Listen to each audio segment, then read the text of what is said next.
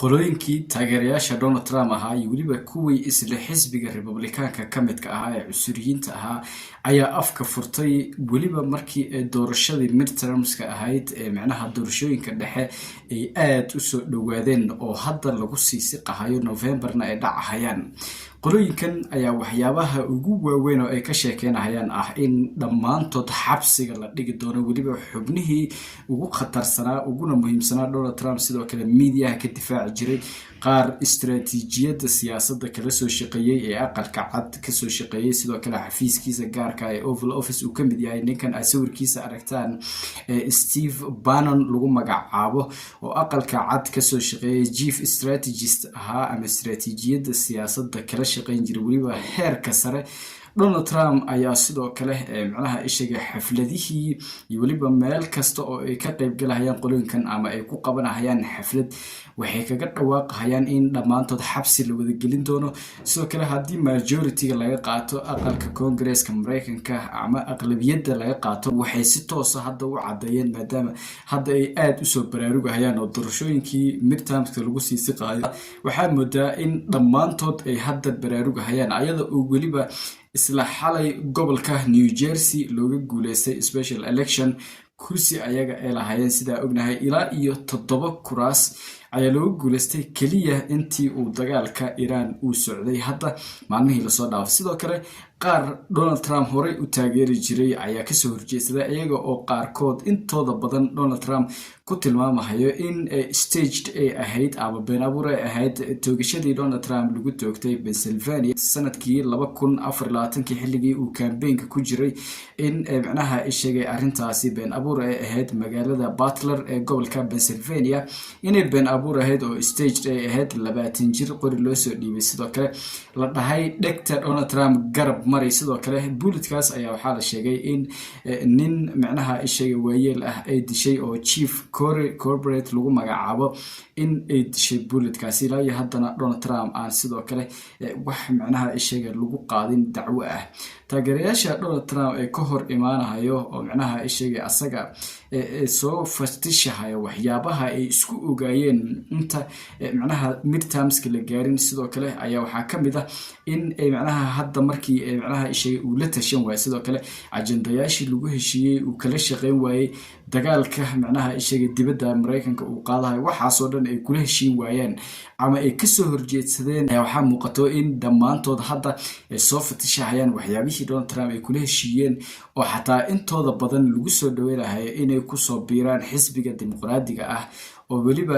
maalin hore podcast laga wareysanay ilaa raacan sida hore idinku soo gudbiyay ay ku soo dhaweynayso xubnahan Republicaanka ee ka soo baxaya xisbiga Republicaanka in ay ku soo biiri karaan oo optionka sidoo kale uu u furan yahay balse ayaga weli aysan decision qaadanin balse in ay qaataan ay muhiim tahay. aanu ku bilowno ninkan ahaan jiray madaxa sare ama chief strategist ama istiraatiijiyadda siyaasadda Donald Trump kala shaqeyn jiray oo sidoo kale xisbiga Republicaanka ah ka tirsan oo asaga si personal ah isaga oo uga hadlayo goob stage ama fagaara ah ka sheegay in xisbigan dimuqraadiyiinta ay ku guuleysanayaan labada aqal inuu optimistic u yahay arintaasi uu sure u hayo. sidoo kale uu sheegay haddii ay macquul gal noqoto in ay ku guuleystaan dhammaantood ay xabsi wada galayaan including asaga nafsadiisa oo macnaha sheegay ninka lagu magacaabo Steve Bannon iyo weliba xubno badan oo Republican ah ayuu sheegay in ay sidoo kale xabsi gali doonaan hadalkiisana sidan ayuu u dhigay. And I will tell you right now, as God is my witness, if we lose the midterms and we lose 2028, some in this room are going to prison, myself included. They're not going to stop. They are getting more and more and more radical. And we have to counter that. And what do we have to counter it with? We have to counter it with more action, more intense action, more urgency. We're burning daylight. If you look across every aspect of this, we have to codify what President Trump has done by executive order, right? We have to codify it. And people say, well, they're just going to be messing bills and pay Senate. We got to put aside these structural barriers and get on with it. President Trump today gave to the Senate when they came over for breakfast. Even Lindsey Graham, some of the guys that liked, and some of these institutions, I understand. This is a very tough decision to make. And you're going to see some people in the conservative movement that not in a million years, because I talked to him today, quite frankly, I had Hawley on the show this morning, Josh Hawley, and he's talking about it, and I'm trying to play the institutional. Well, they called me up this afternoon and said, let's go through the 10 reasons we need to do it, and these are heavy hitters on what I would call the constitutional, limited government constitutionalist in our movement. And they're about to come out over the next couple of days and make this argument because it said, look, we have to understand that if we don't take this to the maximum, a maximalist strategy now with a sense of urgency, and in doing this seize the institutions, if we don't do that now, we're going to lose this chance forever because you're never going to have another Trump, right? You're just not going to have it. وعلى iyo waliba catawgii ugu dambeeyay qolooyinkan Republicaanka ah heerka ay ka gaareen in macnaha ay sheegay ay si dhab ah haduu ogaanayaan in ay loos gareen doonaan doorashada labada aqal ee Congress-ka iyo waliba Senate-ka ay loos gareen doonaan saacad u sheegay iska badaa in doorashooyinka midterms-ka ah lagu kala baxo November dhaxay taasi waa iska cadahay in looga guuleysan doono sidoo kale xubnaha looga yeerahayo baarlamaanka Congress-ka Mareykanka la soo biina garanahay maalinka ka dambeeso dacwad lagu soo oogayay khaladaad ay galeen sidoo kale iscasilaadooda ay badanayso iyo su'aalaha laga weydiinayo xilalka loo dhiibay golaha wasiirada Donald Trump ee maalin ka dambeysay kordhayso ayaga oo waliba aqalka Congress-ka wali ayaga ku badan ama majority ay waliba Senate-ka labadaba ayaga xukumo oo dhinacan Senate-kana uu xukumo ninka lagu magacaabo John Thune dhinacan Congress Mareykankana uu xukumo ninka lagu magacaabo Mike Johnson oo gobolka Louisiana laga soo doorto marka nimankan waxyaabaha ay ku khalkhalahayaan waxa weeye waxay ogyihiin wixii ay soo sameeyeen labadan sano ee Donald Trump aanan wali u dhamaan xitaa wali laba sano u sii hartay inaysan macquul gal noqonaynin in ajendayaashoodii oo dhan ay dhameystiraan wax kasta intay faraha la galeen ay iska dhaafeen ayagoo aan ku guuleysan oo example-ka ama tusaalaha koowaad uu yahay inay ku guul dareysteen ololihii dadka lagu tarxiiraya ama mass deportation lagu magacdaray Donald Trump uu ku dhawaaqay xilligii la soo doortay from the first day maalinka koowaad waxaan ku bilaabi doonaa in aan tarxiil bilaabo ayada oo sidoo kale uu sheegay inuu tarxiilkan noqon doono tarxiilkii abid ugu balaarnaa taariikhda Mareykanka oo waxaasi oo dhan ayna wax badan ka dhaboobin sidoo kale ayada oo aan midterm kale isla gaarin doorashooyinkii localka ahaa ee macnaha doorashooyinkii specialka ahaa ee qofka markii uu geeriyoodo ama uu iscasilo ayaa loo guuleysanayaa gobolada oo dhan markan looma kala soocno gobolka dimuqraadiyiinta ama blue states loo yaqaano iyo waliba kuwa Republicaanka ah red states loo yaqaano ayaga oo aan u kala soocneen ayaa si xoog ah waxa u soo kordhisay maalin ka dambeys xubnaha Congress ku soo biirahaydo oo gaabka hadda u dhaxeeyo Congress-ka Mareykanka dimuqraadiyiinta iyo waliba Republicaanka uu aad isku soo xirxirayo ayadoo la kala marahayo hadda 214 iyo waliba 219 la kala marahayo oo gaabka uu aad isku soo xirxirayo sidan ayna wax u jiraan waana kuwan ilaa iyo degmooyinkii todobada ahaa ee ugu dambeeyay ee looga guuleystay oo ayaga ay xukumayeen CNN oo sidoo kale aad u qaada dhigahayo ama u falanqeynayo in qaabka special electionada looga guuleystay iyo waliba state-yada aadka muhiimka u ah New Jersey oo ugu dambeysay xalay looga guuleystay qolooyinkan Republicaanka ah Harris won that district, won New Jersey's 11th district. I love the ice cream in that district, I'll tell you. All so many great places to go, you know. But bottom line is this. Kamala Harris won that district by 9 points. But right now we obviously see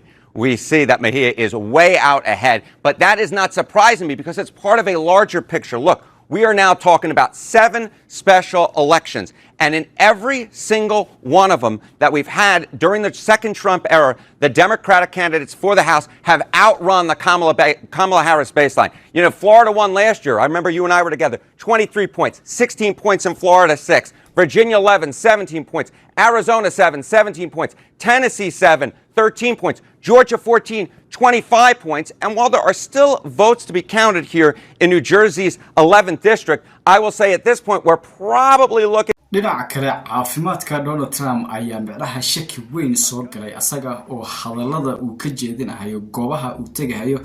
iyo weliba waxyaabaha uu sheegahayo aysan micnaha ishaga ahayn munaasab ama ka hor imaanaya ajendaha siyaasadda oo qolooyinkan dimuqraadiyiinta ah ay u isticmaalahayaan campaign doorasho in ay ku galaan ayaa ah weliba aadka muhiimka u ah in waxyaabo badan uu isku dhex qasayo sidoo kale Donald Trump ayaa wuxuu meeshan ka sheegay oo no tax on tips raaligan uu qabtay ayaa sidoo kale wuxuu ka sheegay xalay in uu sanad ka hor wadanka Mareykanka uu dhulka yaalay sidoo kale wadamada adduunka ee macnaha yesi jireen Mareykanka sanad ka hor markii calculationka la sameeyayna asaga ayaa madaxweyne ahaaba sanad ka hor hadda April 2025 hadda April 2026 ayaan joognaa April 2025 asaga ayaa madaxweyne ahaa marka sanad ka hor iyo weliba hadallada iska hor iyo daba imaanaya Donald Trump oo caafimaadkiisa la dariska ayaa sidoo kale wax la iska weydiinaya Congress-ka Mareykanka weliba wasiirka caafimaadka ee Mareykanka ninka lagu magacaabo JF Kennedy Jr. ayaa su'aashaasi sidoo kale baarlamaanka Congress-ka Mareykanka qolooyinkan oversight committee ay ku weydiiyeen maadaama uu yahay wasiirkii ama xogahayihii caafimaadka madaxweynaha sida macnaha ishiga caafimaadkiisa uu yahay iyo weliba dhaqaatiirtii iyo asaga gaarka uu ahaa sida ay waxay yihiin maadaama hadalladiisa ay noocan noqdeen Donald Trump ayaa hadalkiisa sidan u dhigay Our country, a year ago, our country was an embarrassment, and all over the world they laughed at us, and they don't laugh anymore. They are not laughing. They're not laughing anymore. I don't think. sidoo kale Donald Trump wuxuu been ka sheegay in macnaha ishaga Iran uu macnaha ka guuleystay Mareykanka oo Mareykanka uu guuleystay ayuu been ka sheegay balse waxa arimahaasi qaada dhigay strategic political strategiyaal ama dad ku takhasusay madaxda Mareykanka iyo weliba qolooyin ku takhasusay ayaa CNN ka sheegay ayaga oo faashiray waxa Donald Trump uu Mareykanka u horsaday inay tahay failure oo Iraniyiinta ay yihiin hadda cidda ku gacan sareyso Washington aysan waxba meesha ku helin oo heshiiska loo hoggaansamayna uu yahay 10kii qodob ee Iran ay soo qodatay sidaas si la mid ah waana sababta Iran ay maanta u furtay marinka Hormuz si public ah ama si rasmi ahna uu wasiirka arrimaha dibadda Abbas Araghchi ninka lagu magacaabo u shaaciyay wax yar ka hor in marinka Hormuz wixii hadda ka bilowdo uu furan yahay Donald Trumpna blockade-kii weli macnaha ishaga uu saaray yahay uu sheegay ilaa iyo heshiiskan uu 100% ka dhamaystirbahay balse qodobadii macnaha ishaga Mareykanka in Mareykan dadka shacabka ay weliba doorashadii maadaama ay soo dhawada pressure xoogan ay saartay waxa la sheegay inuu dadka maaweelinayo laakiin waxyaabahani lagu kala baxay Iran enrichment-geedii aysan joojin doonin oo ay wadan doonto wax lagu heshiiyo uusan jirin qodobada la iskugu iman doono Islamabad oo lagu ballansan yahay macnaha weekendiga soo socda sida uu sheegay Donald Trump sidoo kale inuu soo saxiixi doono asaga si personal ah uu u tagi doono Islamabad ayaa ah macnaha ishaga sidoo kale ifafaalo weyn u ah Iraniyiinta iyo in ay sii wadan doonaan sidoo kale waxaa muuqato heshiiskii Pakistan iyo Mareykanka ee saxiixdeen ee ku aadanaa nuclear-ka oo ahaa anti-threat ama non-threat in ay Mareykanka halis ku noqon doonin in heshiisyo noocaas la galo iyadoo weliba dagaalada adduunka maadaama macnaha ishaga sidoo kale hadda xilkii Donald Trump ay 2 sano uga sii dhiman tahay sidoo kale macnaha ishaga waxyaabo badan lagu haysto laga yaabo in uu xabsi galo sida taageerayaashiisa weliba asagaba uu aaminsan yahay oo xildhibaanada wax ay sameeyaan ay garan la yihiin oo labada aqlabiyadoodan sidoo kale laga wareegi rabo oo hadda dawladda oo dhan Donald Trump maamulka uu soo dhisay xildhibaano hadii ay noqoto labada aqal dhammaan wasiirada kulli ay wada failure noqdeen hadda aysan waxba ka qaban karin arrintan doorashooyinkii midtermka ay soo dhow yihiin albaabka soo gargaraacayaan sidaas si la mid ah aysan u suurtagelinin in ay wax ka qabtaan maadaama electionka hadii uu dhaco sidoo kale wasiirada xilka laga wada qaadi doono Donald Trump gacmaha laga qaban doono oo tallaabooyin noocan ah uusan macnaha ay sheegay ku dhaqaaqi doonin wixii hadda ka dambeeyo maadaama Congress-ka ay diidi doonaan oo macnaha fartu qaada ay la qaadi doonaan oo hadda wixii ka dambeeyo awoodihiisa ay sidoo kale aad u soo koobmi doonaan I do want to talk about the situation with the nuclear sites and the nuclear material because the president continues to say did say for the first time yesterday, he claimed that Iran has promised to hand over its nuclear dust. And now, that's the term he uses. That's enriched nuclear material above 60%, believed to be buried right here. Can you talk to me about the nuance between handing it over or diluting it or what? waxaa la weydiinayaa ninkan professorka ee lagu casuumay CNN nuclear-ka macnaha ilaa iyo 60% ama 60% la bacrimiyay sidee ay macquulgal ku noqon kartaa sidoo kale Donald Trump in uu sheegay in delusion lagu sameeyo ama biyo lagu sameeyo macnaha si uusan saameyn u yeelan ama khatar uusan ugu noqonin sidoo kale in wax proof ah aan loo heenin iyo waliba arrimahaasi ay wax ka weydiinayaan sida ay macquulgal ku tahay dhowr maalmood oo kooban oo waliba shirkii iyo waliba ceasefire-kii xitaa gabagabo uusan noqon oo taariikh 22 uu ku egyahay sidee macquulgal ku noqotay Donald Trump inuu durbaba dhaho Iran way hogaansantay oo way soo dhiibtay sidoo kale wadanka waa laga saaray uranium-kii iyo waxyaabahaas oo dhan uranium de waxa weeye ilaa iyo 400 oo macnaha ay sheegay kilogram ka badan oo macnaha ilaa iyo loo isticmaali karo dhowr madax oo nuclear ilaa iyo 12 madax wax ka badan oo nuclear heads ah loo isticmaali karo sidee ay macquulgal ku tahay markaa. Yeah, John, this is 440 kilograms, so about 900 pounds of highly enriched uranium. That is enough uranium, and you can spin it up very quick because it's enriched to 60% grade. Weapons grade is 90%. That can be done in a period of days if you have the centrifuges, which right now Iran doesn't have. But it's very dangerous because it's enough material for about 9 or 10 nuclear weapons. What the IAEA, the regulatory body, would call a significant quantity, meaning enough for a weapon, 9 or 10 weapons. Iran should not have it. No country without a weapons program enriches uranium to 60% grade. Okay, this is crazy. I had to deal with this back in the last administration where they're doing this enrichment underground, and we would try our best to monitor it. So the U.S. is saying, get that material. There's no need for it out of your country, and we can help, probably with international help and experts, to get it out. I think that's a correct demand, and frankly, all of our allies should be supporting and leaning on the Iranians to, hey, just meet that demand. I hope the Pakistanis are saying the same thing. You got to get the material out. The Iranians are saying, apparently what's been reported, well, we're going to keep it here, but we can dilute it, meaning you can dilute it below to a grade that would not present a problem.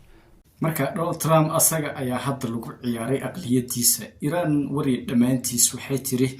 macnaha anaga haysanayno laakiin delusion ayaan ku sameeynaa oo wax saameyn ah kuma yeelanahay caalamka sidoo kale bacriminta waa joojinaynaa ayada oo surveillance lagu sameeynaa baaritaan ay ku sameeynaa hay'adda xilsaaran oo lagu magacaabo IAEA lagu magacaabo nuclear-ka in ay macnaha ay sheegay kormeerto caalamka iyo halista uu ku leeyahay sidoo kale in ay assemble gareyso oo ay ogaato tiro koobto wadamada iska leh iyo waliba sidii loogu talagalay in macnaha wadamada ay macnaha u isticmaalahayaan ama u kaydinahayaan in aysan waxba ka ogeyn oo hadda ka hor xitaa ay dhahayn qolooyinkaas u xilsaaran nuclear-ka caalamka in aysan Iran tusin ilaa iyo hadda goobo badan oo aysan tusin ay jiraan goobaha kooban oo Donald Trump uu beegsanayeen ay yihiin goobo yar oo kooban oo qolooyinkan la tusay oo la geeyay kuwa badan oo aan la geenin aan ilaa iyo hadda la kormeerin oo laga yaabo inay xitaa madaxyadii sameeyeen laga yaabo sidoo kale in ay jiraan haddii uu muuqaalkan ku soo gaaro fikradana muuqaalka like noo saar si aad la socoto arrimaha diblomaasiyadda ee gudaha Mareykanka sidoo kale nagu soo biir oo nagu support gareena channelka subscribe saarato gambaleelkana aad furato waana mahadsantiin